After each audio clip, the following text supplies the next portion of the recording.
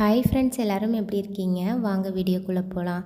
இன்றைக்கி இந்த வீடியோவில் வாராகி நவராத்திரி அப்படின்னு சொல்லப்படுகிற ஆஷாட நவராத்திரியோட வழிபாட்டு முறைகளை செய்முறை விளக்கத்தோடு உங்கள் கூட ஷேர் பண்ணியிருக்கேன்.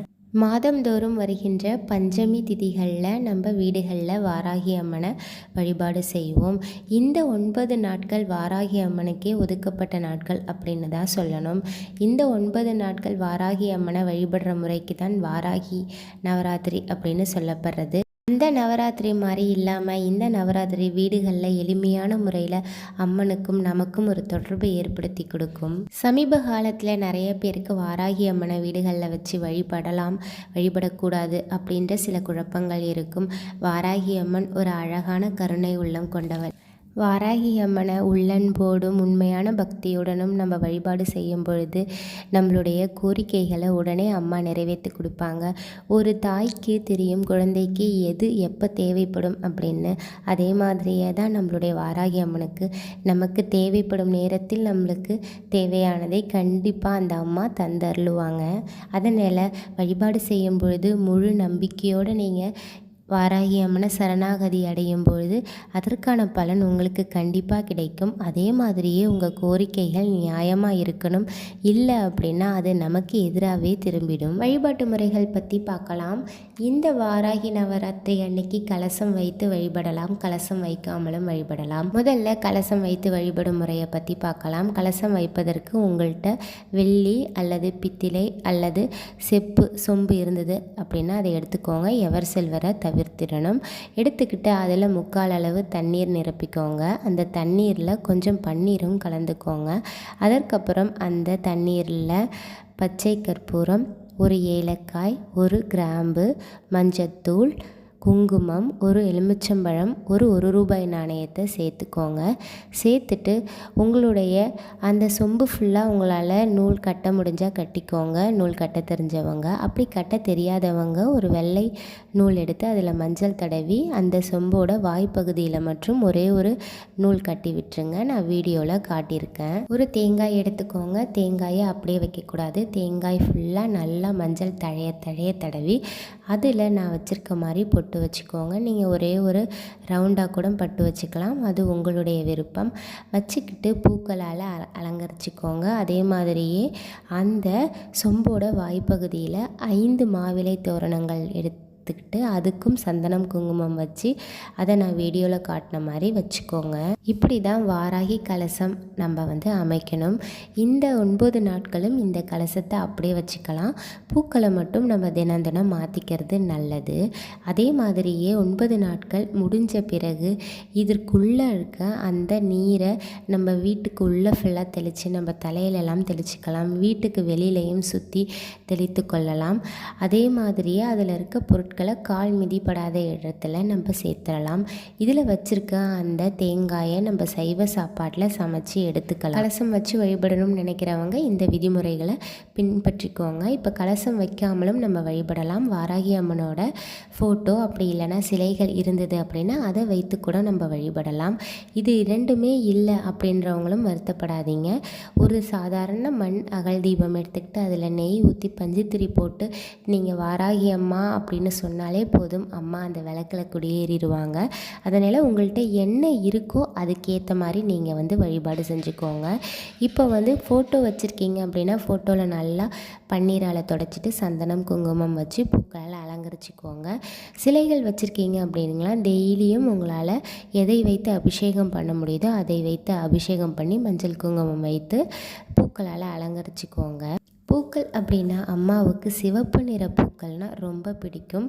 அதனால் அந்த பூக்கள் கிடைச்சா ரொம்ப விசேஷம்.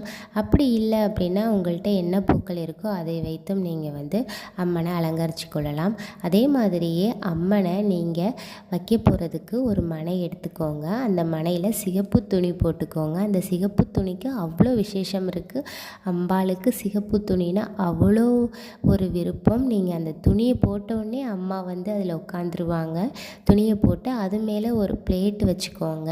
பிளேட் வச்சு அதில் பச்சரிசி நிரப்பி நீங்கள் ரெடி பண்ணி வச்ச கலசத்தையும் வாராகி அம்மனோட சிலைகள் இருந்தது அப்படின்னா அதை வச்சுக்கலாம். அப்படி இல்லை அப்படின்னா படங்கள் இருந்தது அப்படின்னா அதை வச்சுக்கலாம். தட்டு இல்லாதவங்க ஒரு வாழை இலை விரித்து அதில் பச்சரிசி நிரப்பியும் நீங்கள் செஞ்சுக்கலாம். இந்த 9 நாட்களும் அம்பாளுக்கு பிடித்த நெய்வேத்தியங்கள் வைத்து வழிபாடு செய்கிறது ரொம்ப நல்லது. அம்பாளுக்கு சர்க்கரை வெள்ளிக்கிழங்கு அப்படின்னா ரொம்ப பிடிக்கும். மண்ணுக்கு அடியில் விளையிற பொருட்களை நம்ம வைக்கலாம். உருளைக்கிழங்கு அவிச்சு வைக்கலாம், சர்க்கரை வெள்ளிக்கிழங்கு அவிச்சு வைக்கலாம், இதர் மாதிரி வைக்கலாம். பழங்கள் வைக்கிறீங்க அப்படின்னா மாதுளம்பழம் தாய்க்கு ரொம்ப பிடிக்கும், விருப்பமான பழம், அதை வைத்து பண்ணலாம். அப்படி இல்லை அப்படின்னா வாழைப்பழம், உங்கள்கிட்ட என்ன பழங்கள் இருக்கோ, மாம்பழம் அப்படின்னு எதை வேணாலும் வைத்து நீங்கள் வழிபாடு செய்யலாம். கலவை சாதமாகவும் வைத்து வழிபாடு செய்யலாம். சர்க்கரை பொங்கல், எலுமிச்சை சாதம், தேங்காய் சாதம் போன்ற பொருட்களையும் வைத்து நீங்கள் வழிபாடு செய்யலாம். நிலக்கடலை, மொச்சை, கருப்பு கொண்டக்கடலை, கருப்பு உளுந்தால் செய்யப்பட்ட வடை, பருப்பு வடை, பானகம், இதெல்லாம் தாய்க்கு ரொம்ப விருப்பமான பொருட்கள்.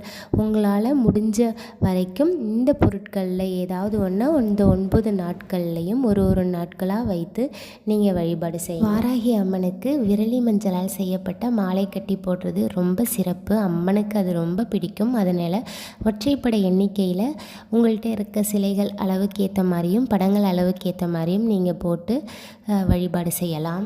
வாராகி அம்மன் ஒரு பூமி தாய். அதனால தான் அவங்க கைகளில் கலப்பை வச்சுருப்பாங்க. இந்த ஆஷாட நவராத்திரி அன்னைக்கு வாராகி அம்மனை நம்ம வழிபாடு செய்யும் பொழுது நம்ம வீடுகளில் உணவு பற்றாக்குறை இல்லாமல் எப்போவும் உணவுப் பொருட்கள் ஃபுல்லாக நிரம்பி இருக்கும் அப்படின்றதுக்காகவும், அதே மாதிரியே விவசாயம் செழிக்கிறதுக்காக விவசாயிகளுக்காக வாராகி அம்மா உதவி செய்வாங்க அப்படின்னும் ஐதீகம் சொல்லப்படுது. விவசாயிகளுக்கு மட்டுமல்லாமல் யார் வேண்டுமானாலும் வாராகி அம்மனை நம்ம வழிபாடு செய்யலாம்.